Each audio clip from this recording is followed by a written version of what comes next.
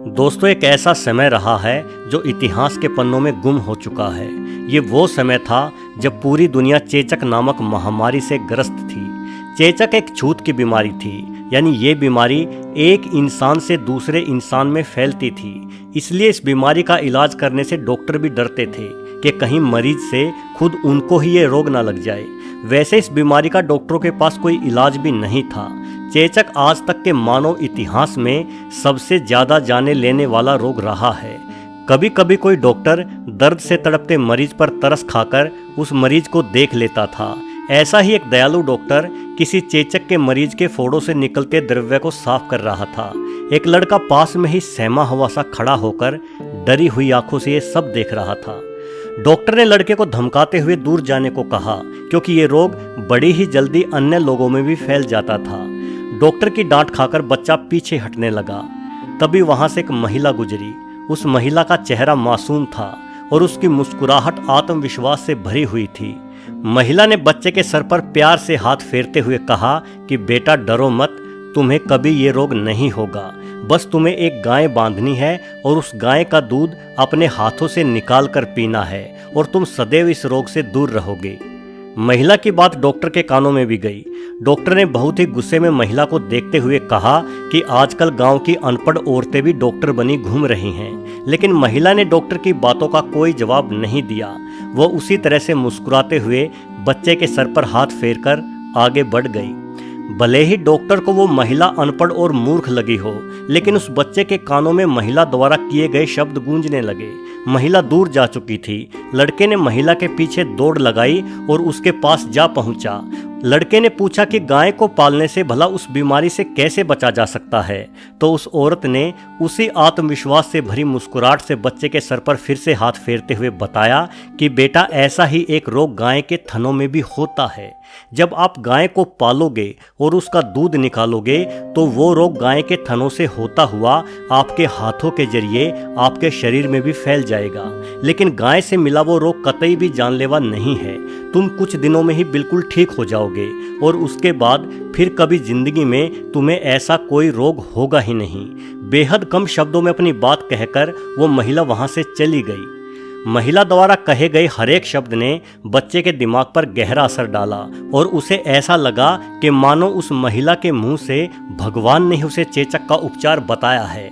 दोस्तों, ये लड़के कोई और नहीं बल्कि महान चिकित्सक एडवर्ड जेनर थे, जिन्हें चेचक जैसे घातक बीमारी की वैक्सीन बनाने के लिए जाना जाता है। और वो महिला कौन थी, कोई नहीं जानता। जेनर ने उस महिला को खोजने की बहुत कोशिश की, लेकिन कभी खोज नहीं पाए। एडवर्ड जेनर का जन्म 17 मई 1749 को इंग्लैंड में हुआ था। 9 भाई बहनों में वो 8वें नंबर पर थे। उनके पिता एक उच्च पद के अधिकारी थे, इसलिए एडवर्ड जेनर की शिक्षा बहुत ही बेहतरीन रही और वो बहुत बड़े डॉक्टर बने। जिस रोग यानी चेचक का इलाज उन्होंने खोजा था, उस रोग की भयानकता इतनी अधिक थी कि दुनिया के हर कोने में उस रोग को लेकर अलग अलग अवधारणाएं बन चुकी थी। भारत में इस बीमारी को शीतला माता के प्रकोप से जोड़कर देखा जाता था। इस बीमारी का मोर्टालिटी रेट 40% तक था।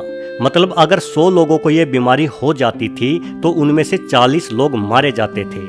हमारे देश में पैदा होने वाला हर तीसरा बच्चा चेचक की वजह से ही मारा जाता था। एक तो इस बीमारी से बचना ही बेहद मुश्किल था।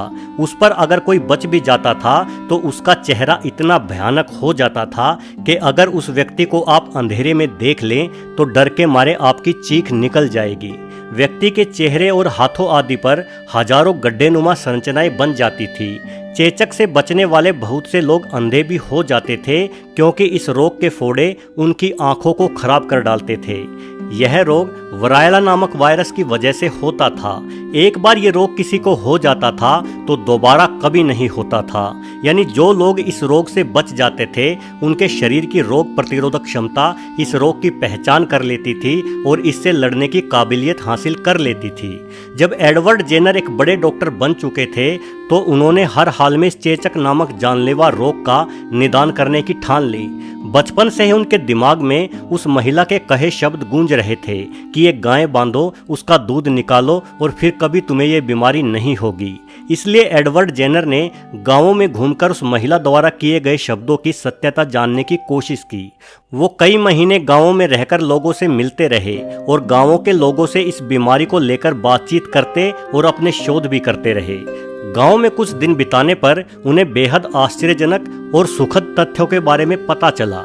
उन्होंने पाया कि गांवों में शहरों की तुलना में चेचक बेहद कम पाया जाता था और जो गौवाले दूध आदि बेचने का कार्य करते थे, यानी बड़े पैमाने पर गायें रखते थे, उन्होंने तो कभी ऐसे किसी रोग से ग्रस्त होने से ही इनकार कर दिया।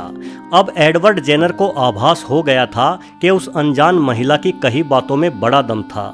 उन्होंने अपने शोधों को और आगे बढ़ाया तो महिला द्वारा कहे गए हर एक शब्द को बिल्कुल सत्य पाया।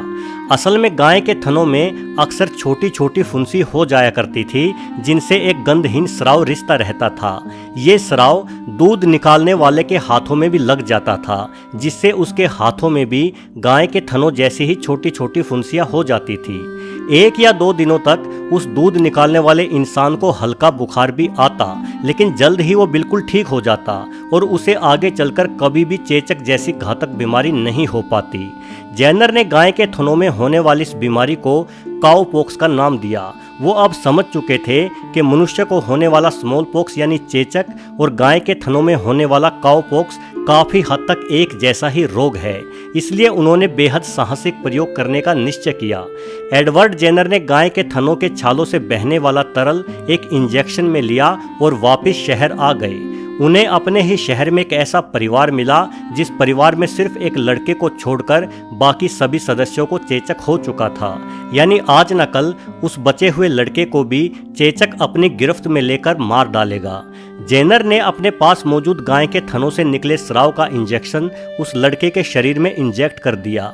लड़के को लगभग 3 दिनों तक हल्का बुखार रहा और उसके बाद वो लड़का बिल्कुल ठीक हो गया। लड़के के स्वास्थ्य में सुधार होने के बाद जेनर ने उस लड़के के परिवार के ही चेचक से पीड़ित एक व्यक्ति के शरीर के छालों में से रिश्ता तरल लेकर कांपते हाथों से उस तरल को लड़के के शरीर में इंजेक्ट कर दिया। जब चेचक जैसी महामारी सिर्फ हवा के जरिए एक इंसान से दूसरे इंसान में फैलती थी, तो चेचक पीड़ित व्यक्ति के फोड़ों का स्राव किसी अन्य व्यक्ति के शरीर में इंजेक्ट करने पर तो ये बीमारी होना निश्चित ही थी। इसलिए ये प्रयोग बेहद घातक हो सकता था। अगर उस लड़के को चेचक हो जाता तो एडवर्ड जेनर को अपनी बाकी की सारी उम्र जेल में ही बितानी पड़ती।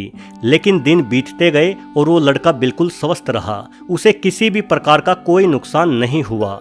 उस लड़के के परिवार वाले तो चेचक की भेंट चढ़ गए, लेकिन उस लड़के पर चेचक की बीमारी बेअसर साबित हुई।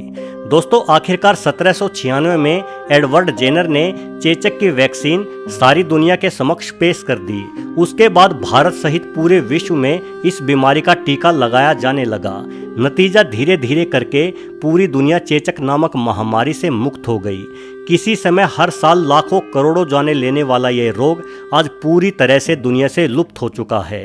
चेचक का अंतिम केस सन 1975 में बांग्लादेश में देखा गया था।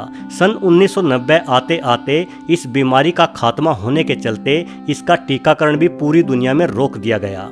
वैक्सीन की खोज करने वाले एडवर्ड जेनर ने अपनी खोज का बहुत बड़ा श्रेय उस अनजान महिला को दिया जो कभी बचपन में उन्हें मिली थी। 26 जनवरी 1823 को मानवता के महान रक्षक एडवर्ड जेनर की मृत्यु हो गई और उन्हें चेचक की वैक्सीन बनाने का तरीका सिखाने वाली वो रहस्यमयी महिला एक किंवदंती बनकर रह गई। वो कौन थी, कहां से आई थी, हम नहीं जानते।